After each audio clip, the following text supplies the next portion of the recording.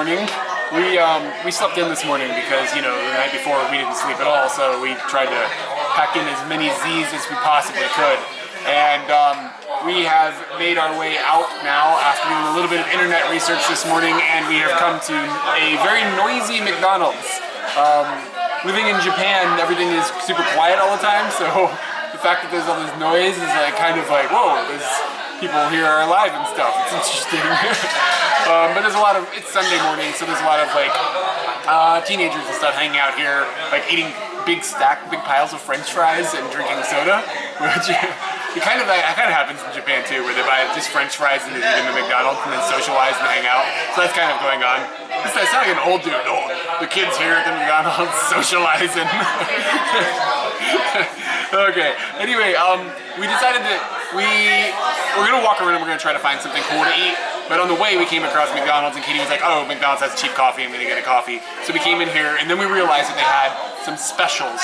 And right now, they're running a special for the Rio Olympics, and they have this burger. It's called a 1955 burger, which I saw a 1955 burger on their regular menu, and then this is like the Rio version of the 1955 burger. I'm not super clear on what a regular 1955 burger is, but the Rio version looked like it had jalapenos on it.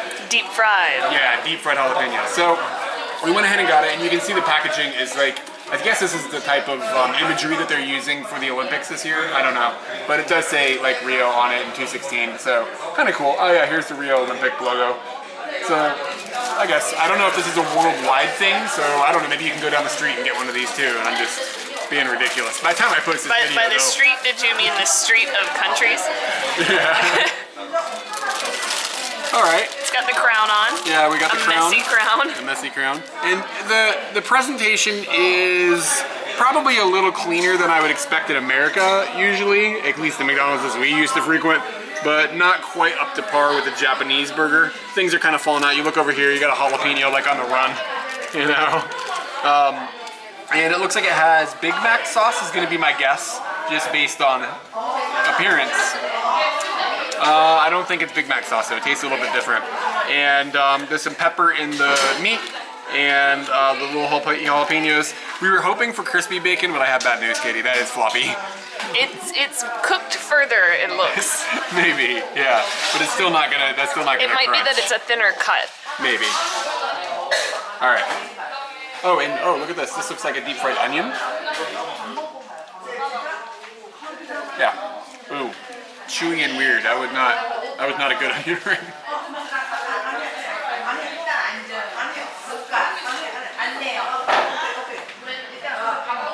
There's a salsa on the bottom. Oh, dang. The salsa's good. Everything is chewy. The whole thing is chewy. The bread feels kind of like maybe a little old. Like the bread is chewier. I didn't get any crunch at all. The jalapeno was okay. The salsa is the takeout, like the standout item on this burger. I wouldn't get another one of these. It was just from that bite, like I don't know. It's just not. The look on my face tells it pretty well. Do you want to have a bite? I will have a bite. My hands are really messy right now. I'll have my bite in secrecy. With my gigantic coffee. What the hell? You realize that's really not that big. It's just the Japanese ones are small. Dang. No bites were taken. But I can say that it doesn't have any spirit. Like, it feels like all the things they did to make it stand out and just kind of muddled, and it just seems like a burger that nobody would have considered to be spectacular. The jalapeno didn't exist. The breading on it was crunchy but also soggy at the same time. That mixture where it gets gelish is what it felt like. And the salsa was just salsa, and then the rest of it was a regular burger, so, bummer. I have a new review. I've been thinking about this while Katie was talking. I actually think it's brilliant because I think that they have managed to encapsulate the complete clusterfuck that is the Rio Olympics into a burger. Like, it is a burger. The Rio Olympics are Olympics, but like at this point they haven't even started, I don't think. But the Olympics, like the build up to it and everything, how everything has just been a complete disaster. Like, that is sort of how this burger feels. So maybe it's more like a social commentary or a piece of artwork on the preparation for the Rio Games. When we go to McDonald's in America, there's one trash can. Now, I'm speaking for like the last time I was actually there and was coherent of what was happening there. There was one trash can. You put everything in there: food, paper, ice. Sometimes the tray. You just put the tray in there because you're a dick. Anywho, in Japan, they have recycling, so they have different sorting methods. And in Japan, they also added not putting ice into the trash because it accumulates water and it's gross, you know? So I kind of understood that. So they have a different receptacle for ice. Here in Korea, we've got recycling. So 3 recycling guys where you should put your tray. That's a trash. That's the regular trash. That's the regular trash. You were stone cold on that. It looked like you were serious. I was serious. That's where you put the tray. At this location, these are actually reusable cups. Oh, neat. You don't throw them away. So the reusable cups go here after you throw your ice into the little bucket. And then there's also these little trash cans for plastic that look cups like, and stuff. I guess maybe plastic cups, coffee cups, because the coffee doesn't come in that. Yeah. And then other packaging. And I guess the Hangul there would tell you which packaging goes into which. But this one is one that I think is quite interesting. Uneaten food. That's what we think it is. Is it empty? I don't know if I want to know. It's gross. There's no food in there. It's just real slimy. So yeah, there's one straw. The question is, why does the uneaten food, if that's what this is, I mean, it looks like uneaten food, right? Why does the uneaten food and the trash get separated? Like, why? What would be the logic behind that? Because I don't know. I don't know either. Interesting. Yeah.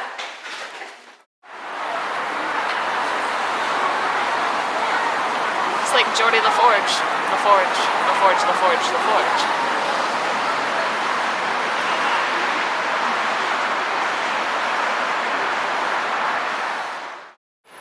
I want to find something to wash the taste of Rio out of my mouth, so I want to make sure that everyone knows I'm not talking crap about Brazil. I'm just making jokes about the Olympics being a mess. That burger was also bad. So I found this stand, and they sell fruit juices and stuff, and fruit juices are fun, right? And the guy's got kind of a unique ordering system where he's got all these various different types of fruit drinks in plastic cups ready to go on the front of his stand. And it's like grapefruits and kiwis and different types of berries and all those types of things. And you just touch the one you want, and then he just picks it up and pours exactly the one you touched into the blender, and then blends it up, and then you get a fruit juice. So I got kiwi and banana. That's good. Japan should step up its like street vendor game, because this is something I really miss from the rest of Asia. After going to that market yesterday, I think the dog cafe might be something we're not interested in.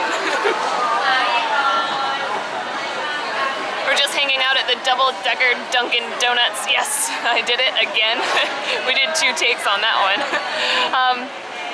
We've found an area that I would say is like affordable poshness, and also affordable like cool clothes. It's a bit of like a Harajuku walkway, no cars, just shopping, commerce. This to me is what Seoul is. This is the heart of Seoul, is commerce and just being able to float through all of the area without really any obstacles other than all the people that are walking into you. But yeah, this is what Seoul feels like in my mind. That's how I remember it. Yeah, but how did that change yesterday? That's interesting, because we talked about that a bit. We didn't really go to many markets. I guess like whatever guidebook I was using. Yeah. The first time we came, we didn't really go to any markets, and that kind of opened my eye to this grittier part of Seoul that exists. That I like that part. I would say almost that this poshness and commerce area is a bit boring when I could be looking at stingrays and trying to touch an octopus and eating good food in the basement of a market. Like, that sounds good. But we're gonna find the things that are awesome about this. Because I know there's something fun in here. Yeah, the thing about areas like this is they're very comfortable and very easy to be in, and it's just like, you're just like, oh, it's just stuff I understand for the most part, but kind of with a new splash on it, and it has its own energy, but those markets like are amazing because they put you kind of out of your comfort zone and force you to explore things that are not something you would normally do. So each side of it does definitely have its interesting part. I'm still really happy from those markets yesterday though. They were amazing. We were just discussing that we have no idea what this neighborhood is called, and it's been a really long time since we've been in a place where we can't read anything. Like the last 3 or 4 trips that we went on, we've been able to read things either straight up because it was in English, like the Philippines, or we've been able to read it through other means, like knowing a little bit more kanji in other places. Anyways, we're in a neighborhood, and as 1 o'clock rolled around, tons and tons of vendors have started to show up. Like they're selling fruits or they're selling little random snacks. And I spotted one that my friend at work suggested that I try, and that is blood sausage. It actually looks a lot scarier than I thought it was gonna look once I got it close up. There's like little clear bits that look like konjaku. I don't know what to expect flavor-wise from this. And I'm starting to wonder if my friend from work was telling me to get this as like a, oh, she'll be eating that sometime soon. Or if she actually likes it, because it doesn't look like something people would like. Well, yeah, what's bothering me about it is, oh god, that looks gnarly, dude. Like, it really looks bloody when you look at the way, like the cut on the inside. Yikes. You can eat that whole stick? Might not eat the whole stick, but it's fine.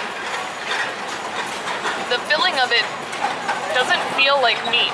How is the sauce? Is the sauce like, I'm gonna call this standard Korean spicy sauce. So it's okay. Because I got a stick of chicken and negi, which is leek, and it was brewed in the same sauce. So I was gonna give that a try, but this looks a little less like, looks a little less terrifying. Okay, I like the sausage. What? I liked it. It was good. Really? And there's tteokbokki in the middle. Okay, I'm pretty happy. So I don't think she told me that as a joke, which is good because now we can still be friends. The chicken is very good. You like the sauce? Yeah, the sauce is good. The sauce doesn't have a whole lot of like defining characteristics other than just being a little spicy. The chicken flavor, and it seems like maybe they cooked it with a little something else as well, is the predominant flavor, and then the sauce just gives it like a little kick in the pants. So yeah, hey, not bad.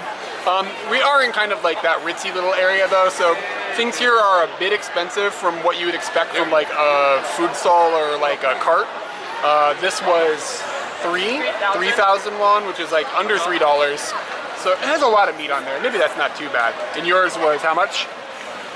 4,000 won. It's a fun experiment. I'm pleased. One of our like unofficial hobbies, things I don't even know if we ever talked about this, like the two of us together, but we tend to stop and watch construction a lot.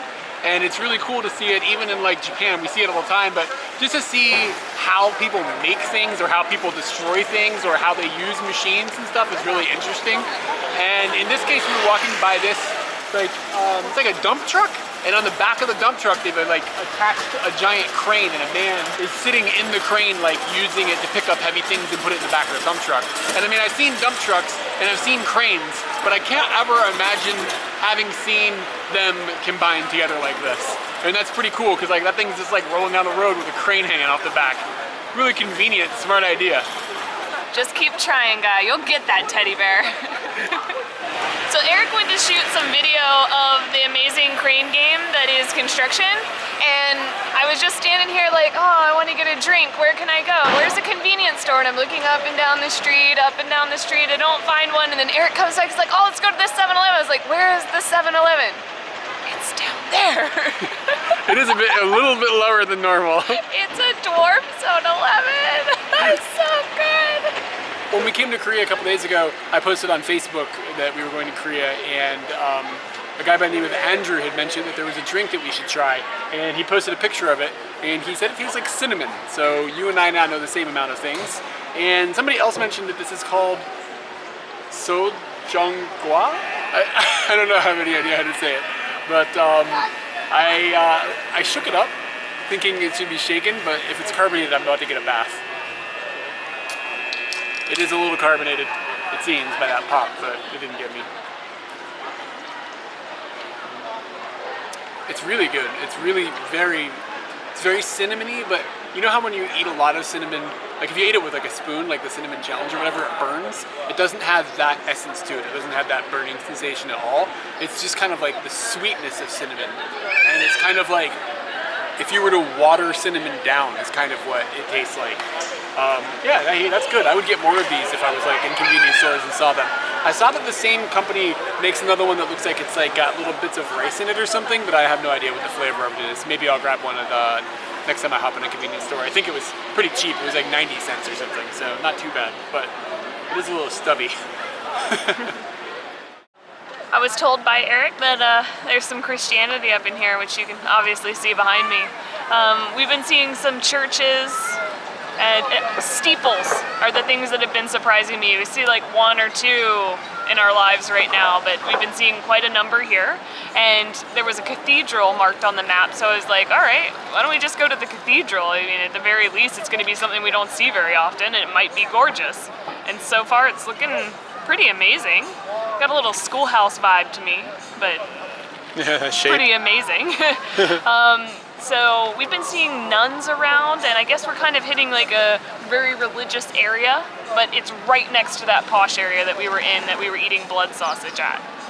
They're just right next to each other. Very easy to find.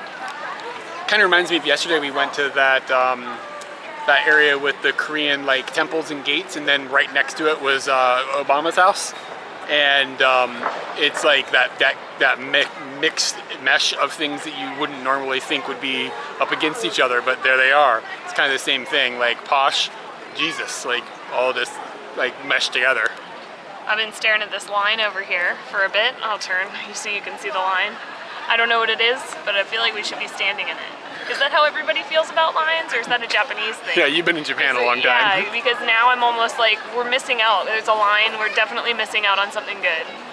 We aren't religious in any way, but I still do enjoy going and seeing religious buildings. I like seeing cathedrals, and I like seeing temples, and I like when we would come across mosques and stuff when we were traveling in different parts of the world.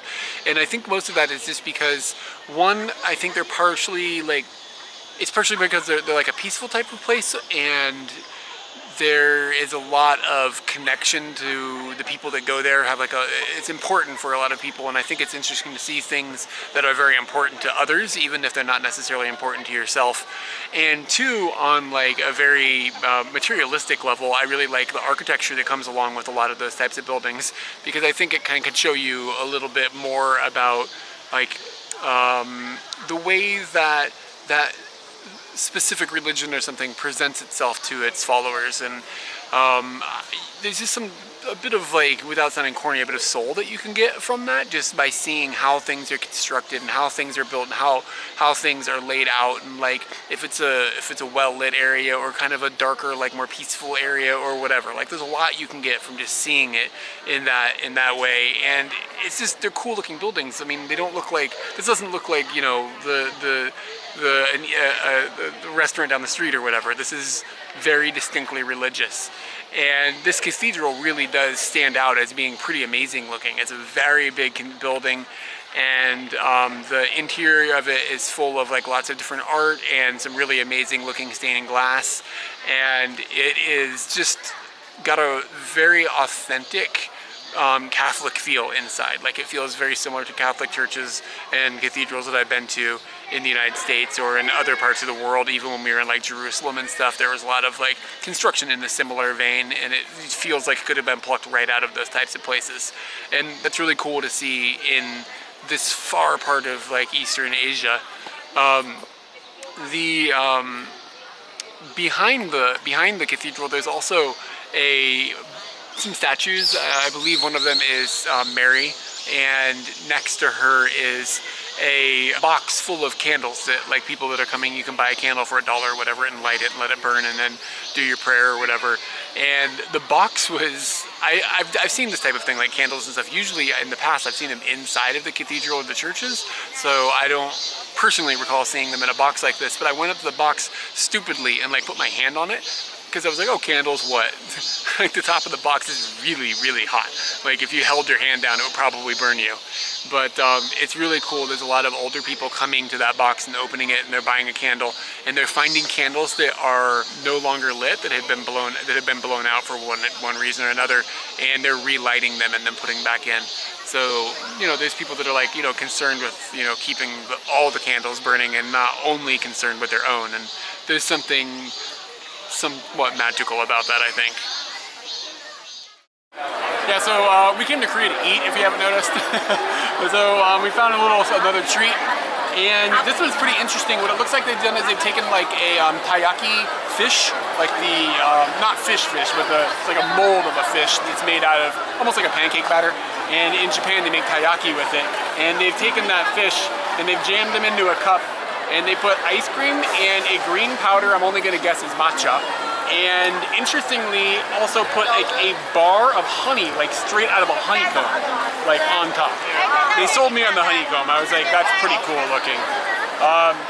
This was like $3.50, and I'm not clear on how to eat the honey, so I'm just gonna try some ice cream first.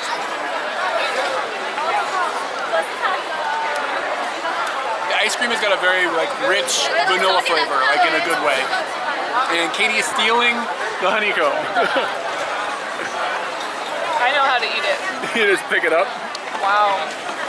Is it like eating bees? Is it good? It is like eating bees. Oh wow. That was really good. I don't think I've ever had honey like that. Like, all the structure of the honeycomb is just sort of melting apart in your mouth. And for some reason, I didn't think that's how that would behave, but that's what's happening. The taiyaki that's in here, the taste of it is actually fortune cookie, so like a fluffy fortune cookie instead of what seems like a stale fortune cookie when you get it at a Chinese food restaurant. And the way that the lady makes it, the machine is quite unique. I have never seen this, and we've seen many, many taiyaki places before. The way that it works is on one side she puts the batter in, and then she folds the entire machine, which has these small protrusions that make it so that it creates a big mouth on the fish. She folds the right side over the left side, and then she flips it over. So both sides get coated, and both sides are cooking at the same time and creating the mouth at the same time. It's fascinating. I thought that they just cooked it regular taiyaki style and then cut into the fish to make the hole, but the whole machine does it.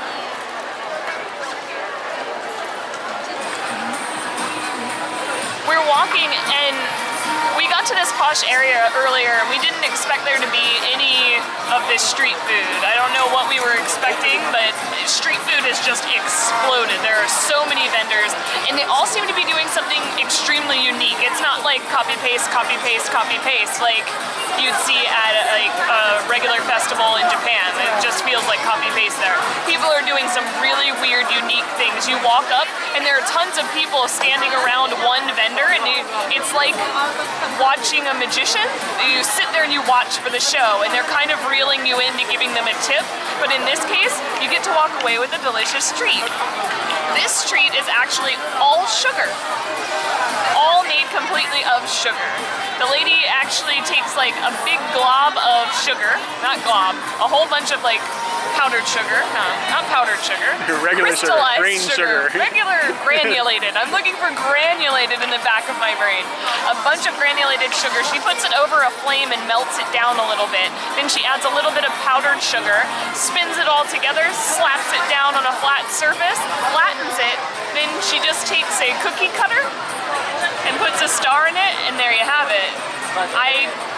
I assume this is just gonna taste like sugar. It was about 80 cents. Is she rolling it around in sugar too? Good job. Oh, it's warm too. She gave me the new one. That's pretty good. That's really good. Sugar does this? Oh, you know what? They sell this in Japan. Do they? They look like little blocks of sugar. You can see these little air pockets.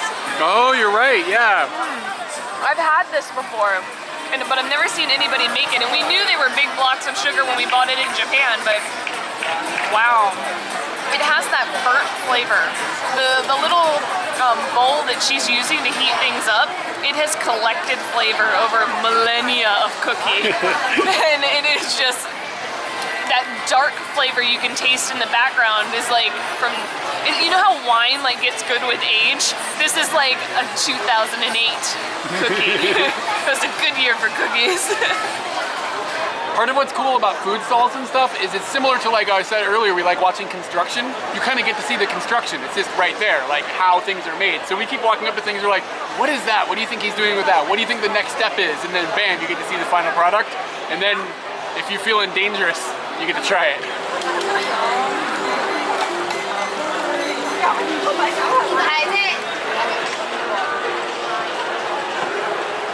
A lot of these stands, like you get to watch people grilling things and cooking things in strange ways that you didn't think about. This guy is rocking 2 microwaves and an oven. Like, this is stuff we've got at home or outside the door of our hotel room. I'm quite surprised. I thought there was going to be like something interesting over here. It's just doubling up microwaves. 2 microwaves on top of each other is pretty good. This market is like one of the coolest things I've seen in a very, very long time. It is kind of chaotic in the sense that there's just like these vendors kind of like on the side of the sidewalk and stuff. And there's a zillion people here, but there's a organization to it because it appears that all of these people are licensed. They all have like an official looking paper hanging on the front of their stand. That's something they probably had to get from some sort of, you know, government official or something. And we were wondering, I wonder if the government official is like, somebody comes and they're like, hey, I want to sell X item, and the government official's already like, no, we already got that guy here, you gotta pick something else. And that's what's keeping it from feeling like just the same thing over and over and over. And they do have some things that feel kind of like carnival food, but it doesn't have that atmosphere. It still feels like you're in a posh neighborhood. We talked about this now, this is like the 3rd time. It's like a mixture of things that you don't typically see together, and it's very cool. Like, just posh street food? I have gone and chosen something that I think a lot of people may think is a waste. And Katie is looking at me like, you wasted it. But the reason that I did this is twofold. One, the format that it came in is interesting. And 2, this is something we've eaten a lot of in Korea in the past and really enjoyed. And it is pizza in a cone. Apparently this is a thing now. I've seen this on the internet, and this company is called Kono Pizza, and I think they're actually in the United States in some places as well. I mean, it's pretty genius. Like, it's a cone of pizza. I mean, so Korea is sort of got a bit of a fascination with cheese, which is something they don't share with any of the countries around them. So pizza is kind of a big deal here. When we were here before, we stayed here for 5 weeks, and after a while we started eating pizza because we were like, man, their pizza is kind of on point here. So that's why I've jumped back into it. But I did choose the bulgogi flavor, and it has corn on it. So it's still, I mean, I didn't just get, you know, I didn't just get sausage, you know? I'm proud. Is bulgogi sausage? No, it's beef. It's, yeah, okay. All right, anyway, so yeah, let's go ahead and jump in. I really thought that was going down. Eating a cone of pizza is difficult. Is my nose all red? I can't see. My nose went right into the sauce. I don't know what to do here. It's too big to like hot dog, but it's like too small to like bite off without getting it all up your nostrils. Okay, yeah, the thing that's making this so good is the cheese. Japanese cheese doesn't have a lot of like zest to it, and this tastes like American cheese. Like, it's actually got a little bit of like gut to the flavor. I'm looking for meat. Keep digging. Olives are good. I still haven't found meat. The corn is interesting because it makes it kind of like a sweet experience. Like you get a little bit of like that sweet flavor. I think meat is right there. I'm gonna try. It's kind of embarrassing. Like people are watching me. First time I'm making a video, and they're like, he's making a video of himself not properly eating a cone of pizza.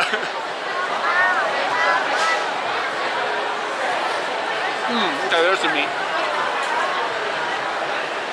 It's okay. It tastes just like it does taste a bit like sausage in this format. It's like a little ball of meat, kind of. And the cheese flavor is so overwhelming, it's hard to pull any flavor out of the meat. I would say this is okay. I give it a 10 for like shape. But it's not a super exciting meal. I'm happy to have some cheese though. Alright, so I was a pretty big hater on the pizza cone because I felt like it was a waste. And I definitely still feel like it's a waste of you're in Korea. Fucking pizza, man, good cheese. But they did a good job. Like, I'm well impressed. Way to double stack those microwaves and blow my mind. 还有购买1万美元以上的话，我们再赠送免税背心。希望各位顾客们请多多关注，同时需要帮忙的顾客们请到附近的公司。 7-Elevens here are pretty cool, as well as all the other convenience stores, as they have like a huge selection of drinks. And I went in there and I was like, man, I'm gonna get a Pepsi. And I don't know what I was thinking, because I walked in, I was like, what am I thinking getting a Pepsi? I need to find something, I have no idea what it is. So I found something that has one word and one picture on it that I understand. And it is the word Hawaiian in the picture lemon. And I was like, all right, that's blue. Why is it so blue? So maybe it's like a blue lemonade or something? That's a thing, right? I don't know. It's also in a clear, completely clear container, and it's plastic, but it's got a metal top, which I thought was kind of a unique packaging as well. Now that I've shaken it around a bit, I gotta figure out a way to open this. Can't get my finger under there for some reason, so there we go. I can hear the carbonation. There we go. Smells like lemonade. Recently I said something about lemonade that wasn't lemonade. My lemonade detecting skills are not strong, but it does smell like lemonade. Ooh, it's tart. It's the lemonade. It's a blue lemonade. It's like if you put like a lemon, it made water, and then ran electricity through it. You would get this. That's what it tastes like. We've come to a place that feels very Seoul to us because when we were here last time, we came to this area a lot. I don't know if our hotel was here or if there's some sort of like cyclone that just draws you into this concrete jungle canal area. But we've come to the canal that we spent so much time at, and I didn't know that you could put your feet in the water, so we're gonna do that. I think it's gonna be cold. Oh yeah, it's really cold. Wow, those girls are crazy. Holy crap. Fashion shoot next to me, chili toes. Wow. Even though we're very much still walking around like in the city part of Seoul, you can still see mountains and stuff right in the background. And or you could until the bus comes by. But it just looks like nature is just there. Like you could walk there, you could get to nature. Where we live in Tokyo, like if you climb up to the very top of the building on a very, very clear day in the very cold parts of winter in the mornings, you look really hard and squint, you can see some mountains. So it's really cool that even though they've got this huge metropolis, it just seems like you still got some earth just there. So we've come to this temple, and I came here because I saw a really cool picture. But Eric doesn't know why we're here at all, and I'm gonna make him just guess. What he wants to be behind us. We can't see. What do you want to be back there? When we were walking across the street, I was like, are there ponies involved? Alright, so maybe we'll see on the scale of 1 to pony how much this lived up. And this has there's no coincidences here or anything. I don't really even know what's over there, so yeah, on a scale of 1 to pony, how awesome is this temple?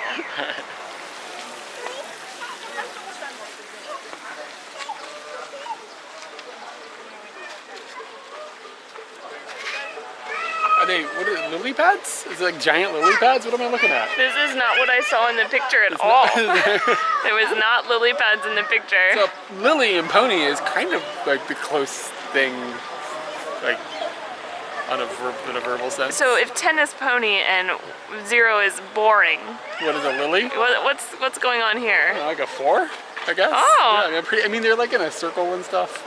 That's nice. Sweet. Yeah, I don't know. And like some of them have flowers on them, and that's not too bad. And some chanting going on. I like chanting. I think I'm more confused than amazed. Me too. I'm not even gonna ask Eric, but my level of like 0 to pony, I think we're at like a 9. This place is pretty cool. Like, it feels very relaxed, and the lily area that we walked to was actually kind of a little maze. You had to, like, if you wanted to go to each different layer, you had to find the opening, and it was hard to find, and that was quite fun. And then you walk into this area that kind of feels a bit like a festival. There's like these drapes hanging above us, and there are fish in circles that are like little lanterns, and they look amazing. And there's this chanting that's happening, which I think is more a coincidence of the time that we've come here. And inside of the actual temple, the lighting and lanterns are incredibly beautiful, and there are these 3 gigantic Buddhas, and just people worshiping and really feeling the area that they're in, and I'm quite surprised. We did not find what I was looking at it for at all, so... Is this better than what you were looking for? Yes, this is better. Were there ponies? There were no ponies so far. No. In the book, what were you looking for? No, there were no ponies in the book. Yeah. So yeah, we were definitely not going to reach like pony levels of amazing, but we found some amazingness randomly. Having gone to the Catholic cathedral earlier and then coming here and then being like, they're religion, but they're very different. And then seeing kind of the same type of thing with the candles, like they've got a candle lighting area here. It's kind of interesting how some religion stuff has just like bled into, like, is it coincidental, or is it that they borrowed from each other over time in a way that some of those customs and stuff had ended up kind of in the same place? I don't know. It's neat to see though. Like, once again, 2 things very far apart meeting. Welcome to Seoul.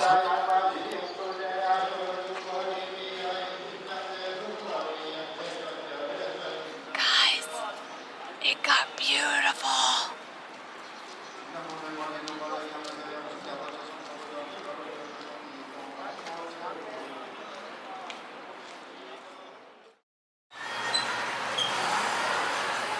So I had Eric walk in for probably a good half an hour before I realized that the restaurant we were going to is closed on Sundays. So we weren't able to go to that restaurant, but then I was like, you know what, screw it. We're gonna go across town.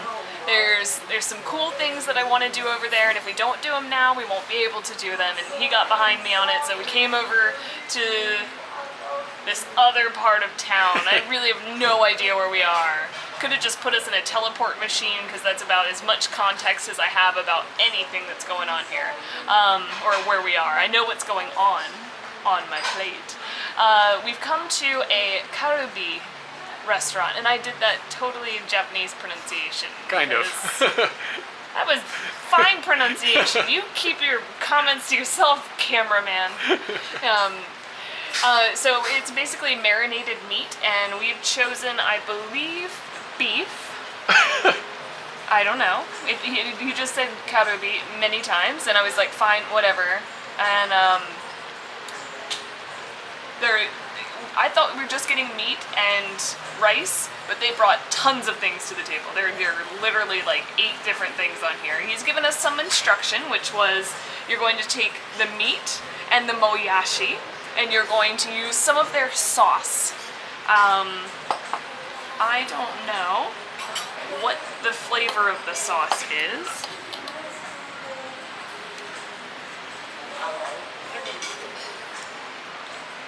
Spicy.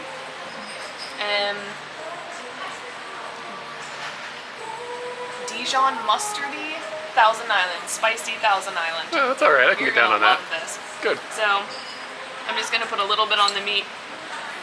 Very good spice. Wow.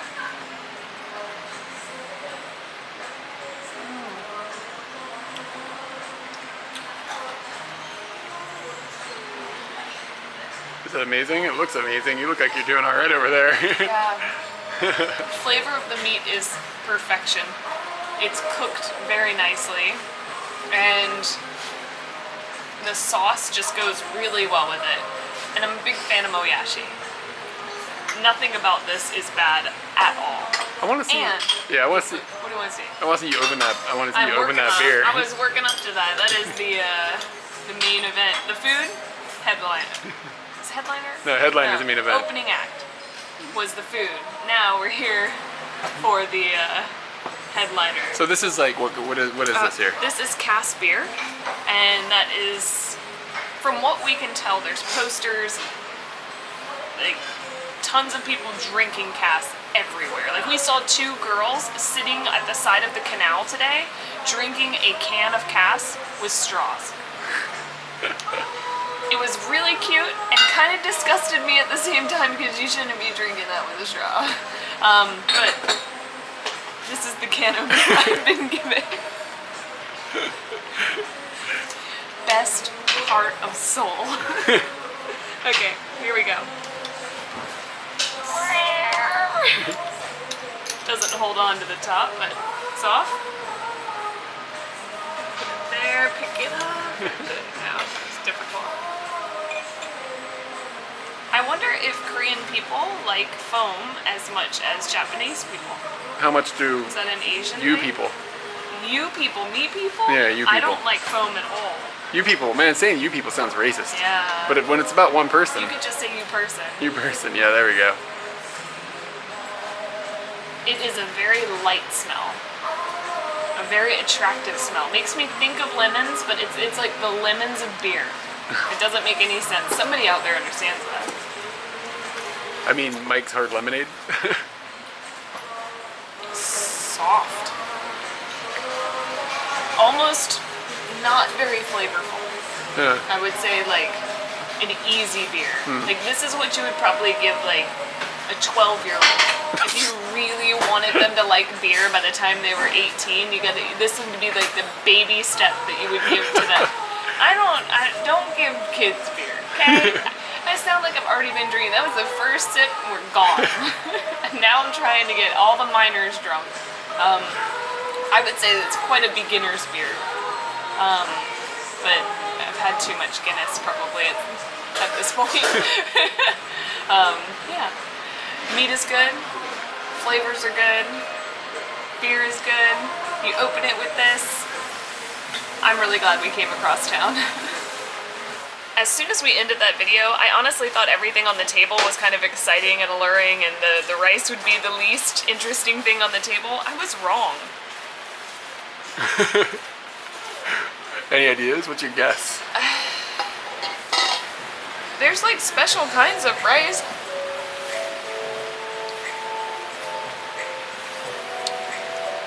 I thought it was just going to be, rice, but it I'm not a rice expert. I know there's white and there's brown and there's also this. That's about it. Did it have any distinct flavor or anything, or was it just rice? Just rice. Wow. A little grainy. Like Yeah. not grainy as in like has a good texture to it. A little more than white rice. Yeah. Okay. Dig in. I think when Katie started eating this, she explained that it was beef, and I think it was just a slip of tongue, because on the book that we have, there's like a picture of a pig. I'm not gonna find it, but there's like a picture of a pig next to the food, so it's definitely pork. And I didn't realize, I was like thinking, okay, maybe this is beef, I don't know, but then I saw her eat this rib, and she was like, no, it can still be beef, and I was like, what are you talking about? It's a very small cow. It smells like somebody poured out like a bottle of cologne here. Ugh. We're in College Town, and College Town is very glitzy, and there are lots of bars and lots of places to eat. We have eaten, and we tried to go to one of the bars, but apparently that bar has left, so we're switching it up, and we're going with what was in my backpack. This is a black raspberry wine that I read about in our book, Bokbun Jaju. Perfect pronunciation. We're gonna get perfecter after a few sips. This 24.9%. You're supposed to drink this straight? Is it really 24% wine? Yeah.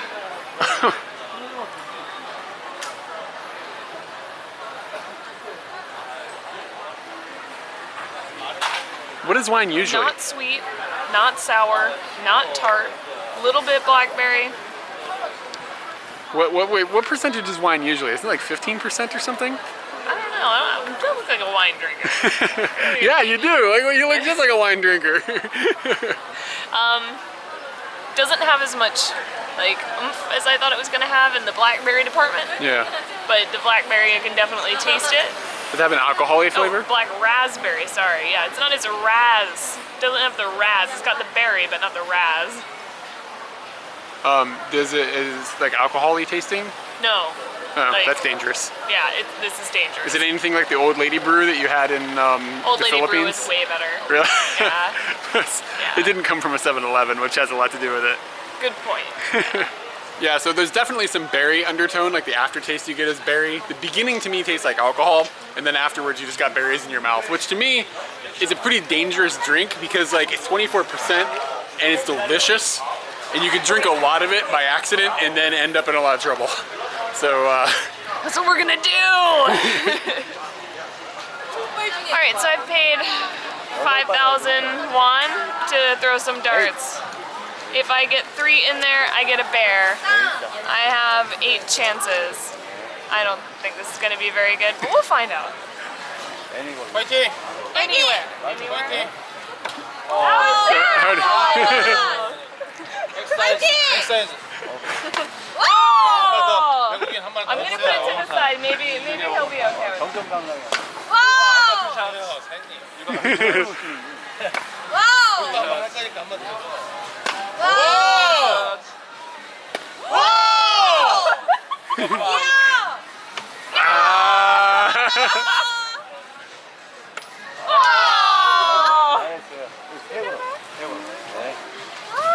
get a whale, dude.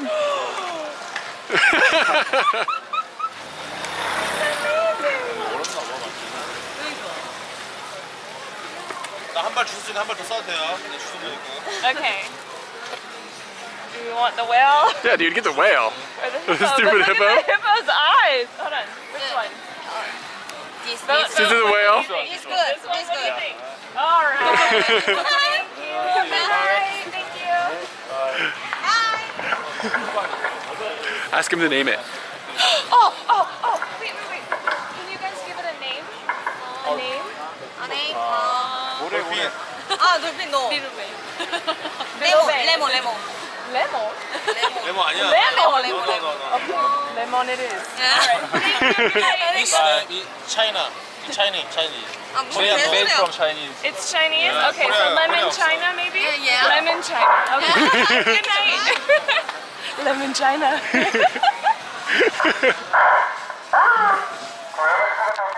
We've missed last train. It is taxi time. And we found out that taxis are rather cheap here. So we don't actually feel bad about that. It would be crazy expensive at home. We were only probably less than 5 minutes after last train, so that would have been heart crushing in Japan, but here we haven't seen the total tab yet, but I think we're around like $8 to get 6 kilometers. That's not too bad. Seoul is amazing, and hopefully you think the same. If you're digging our videos, definitely like or subscribe and go to any social media outlet. Even if we're not involved with it, just go to that social media outlet and just tell people. Find somebody on Instagram. Yeah, somebody on Instagram. And also you can go to Patreon and get even more connected and start contributing to this craziness that we're doing. Just awesome. And we do have some questions as usual. And let's see. The first question is from Facebook. Paulina, right? Am I saying that right? Paulina, you know this isn't me. Does anybody know that song at all? Up in the I know that song. It's good. The hippos. Yeah, it's hippos. Yeah, it's amazing. I knew what it was. I said I knew. Look, I said look. they knew. All right, Paulina. So Paulina from Facebook says, it's kind of a fun question. She said, if you could have a pet in your apartment, What would it be, and what would its name be? And I think we can have two different kinds of answers for this. Train is going by, sorry about the sound, but two different types of answers. One, any pet, and then two, like realistically, what pet would you have? Like in reality. You know what I mean? All right, any pet, we're going with hippos because we've already started that. You have a hippo in the apartment? I think I'd go capybara. For any pet? Yeah, I think it's just chill. I want to hang out with one. I just want to open a door, there's a hippo inside, give it a watermelon, watch it crush the watermelon, close the door. What happens if Like it all poops? your friends come over? This hippo's gonna poop. Dude, nothing else. What happens in the hippo room stays in the hippo. I don't do anything with the hippo room. Okay, so if you had re- to have a pet that was realistic. And I think that, hold on. What would I call the hippo if it was just in the hippo room? Whatever it wanted to be called. I don't know, that's a really tough one. I have to think about that. Yeah, I think it's hard to name things if you haven't met them before. Yeah, That's what I true. have trouble with.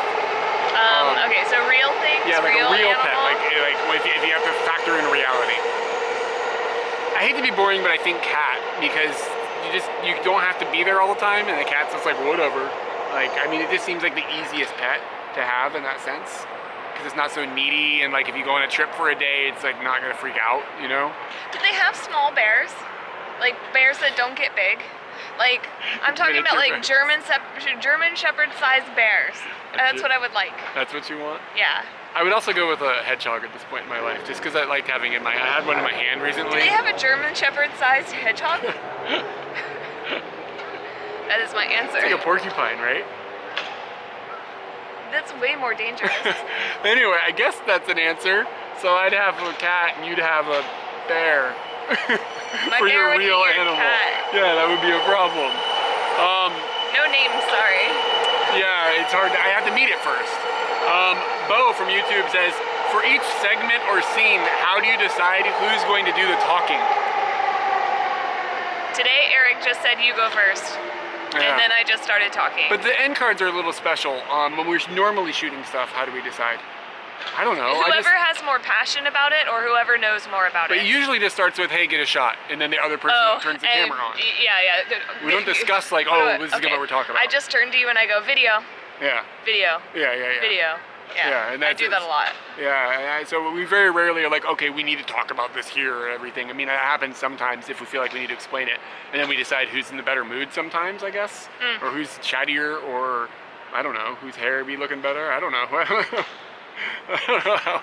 It just kind of just goes. There's not really a formulated system to it.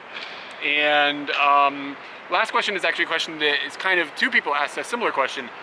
Danielle from Patreon and Kathy from Facebook. Danielle said, during your travels, what was your both of your scariest moments? And Kathy said, in all of your travels, have you ever felt physically in danger of any of the areas you have visited? I felt like those are kind of similar questions. Okay. Scariest moment was in PP. That's where you got sick, right? Yeah. And I realized I can't carry him through the woods. Yeah. Like, I will literally either have to leave him by himself to figure out how to deal with his sickness and go and get help in the country where I can't talk to anyone and I don't know what's going on. Not much has changed. Island with no doctors, basically. Or I will have to sit here and try to carry him to a further point. And luckily he didn't get any sicker, but it was definitely really scary. And I did some crying about how nervous I was about it. Another time, we kind of got accosted by a large mob when we landed in Kurita. In Indonesia. In Indonesia. Yeah. And they basically, the town there had a tourist boom, and the boom just fell. They got no tourism there anymore, so now they just leap on tourists when they come, and we got leapt on, and we tried to talk our way into getting a van ride, and we ended up just going, fuck it, we're getting in this van and we're getting out of this mob because it was just scary. And when we got to our hotel, I just gave the guy what I thought the ride was worth, because we'd ridden in transport and done other things, so we had a general understanding, and our guidebook said a ride will cost this much, and I put a little bit more, but I certainly didn't go the 3-time figure they were yelling at us. And so I gave the money to the guy and I got out of the car. night, as I was like taking a shower and getting ready, Eric was out doing something else. I sat there thinking to myself, they probably know, like they know where our hotel is. They could figure out what room we're in, and I started to get really nervous. And I think that was like the closest I ever felt to danger. Yeah, but again, nothing happened. And nothing but happened. It was pretty, that area was just freaky, man. They were bloodthirsty, basically.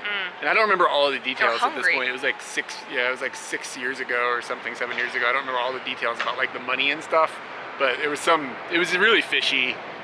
And I think we would handle it better now. Like we had a little more experience in just that. Start walking. Yeah, we just walk, maybe. When I got scared one time, I don't even know if you know this, when we were on a scooter and we were in Thailand, we were in Chiang Mai, and you were on the back of the scooter and I was in the front of the scooter. And at one point, I just amateurly put my foot down, like driving along this curb, kind of like between a car and a curb really close. And I put my foot down and it twisted my foot around. And nothing really happened, but it freaked me out. And it felt like it was gonna break my foot off. Like it was stupidity on my part. Yeah, and that I don't know, have I ever told you that? It really freaked me out. Maybe when it happened I mentioned it. Yeah, but I guess since you didn't get hurt, I didn't log it away as like a big fear. You probably just told me what happened. Yeah, but I learned really quick. Don't do that. Yeah. Well, I feel like we learned pretty quick in Thailand. Don't put your feet down, because we both put our foot down and the bike went down, and then we went down on a highway. Yeah. So everybody has their first fall. My feet will be on those pegs until those pegs are flying away from me. But it wasn't scary that time because it was so much adrenaline. It was adrenaline, and it was like, okay, well, this is bound to happen at some point. We've been very lucky in that sense. We've never really gotten hurt on a motorcycle. True. Yeah. So yeah, dangerous places, dangerous things that have happened. Yeah, I guess that's about it. Yeah, I think that covers it. There's one time we got off a train in India and it was pretty freaky too. Remember when all those people followed us and then that guy showed up on the motorcycle and yelled at them and made them all leave? You don't remember that guy. Yeah, that guy was awesome. Yeah. Well, I think the take-home thing about this is that we've been in a lot of situations, and the majority of them have been very lucky and good.